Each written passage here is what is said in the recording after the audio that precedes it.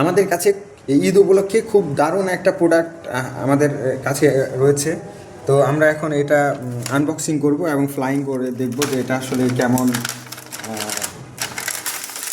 এই প্রোডাক্টটা দেখবো যে আসলে কেমন একটা প্রোডাক্ট।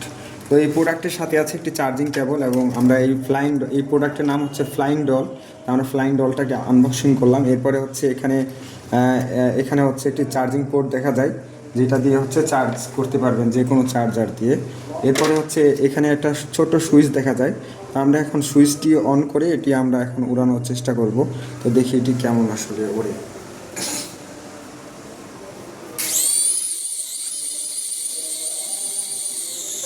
চমৎকার।